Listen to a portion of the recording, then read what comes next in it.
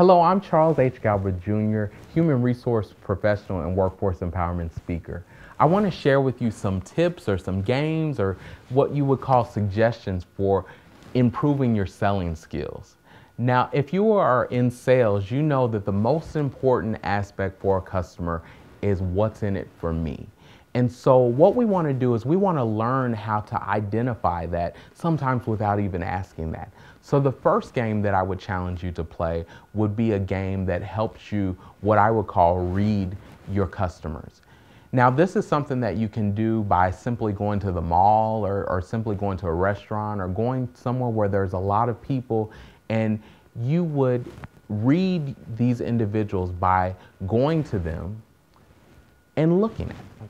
Just simply people watching, looking at what's important to them. Now, a lot of people will share what's important on their keychain. Maybe they have a little dog, or they have a pair of dice, or they have something on their keychain that will let you know what they value and what's important to them.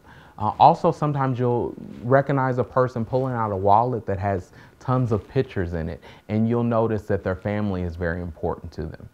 I've also witnessed some individuals with a sporting t-shirt on or a jersey on, and that lets me know that that particular team or that particular sport is something that is valuable to them. So after you take notes, you can come up with somewhat of a summary of what you believe is important to that person.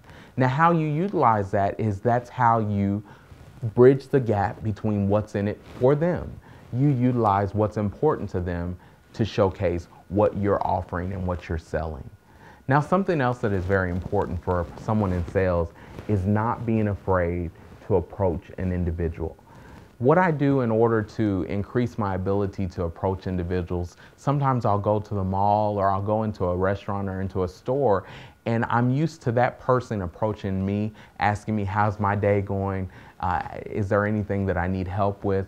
And what I'll do is I'll reverse that role and I'll walk in and ask them, how are they doing? I'll ask them, how's their shift been? I'll get myself used to asking a person a question and getting myself comfortable with approaching that individual. The final thing that I want to share with you is get comfortable with the word no. It's very important that you are comfortable with no when you're in sales. It's something that you will definitely hear more times than yes.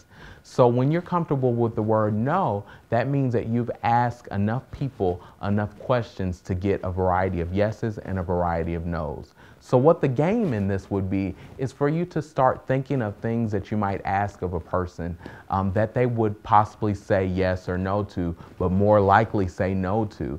And get yourself comfortable with that feedback of hearing a person say no, and realize just because they're not needing what you're asking or they're not offering what you're asking in that moment, that doesn't take away from your ability to ask someone else or take away from your confidence. So these are just some simple ideas or suggestions that hopefully will improve your sales skill.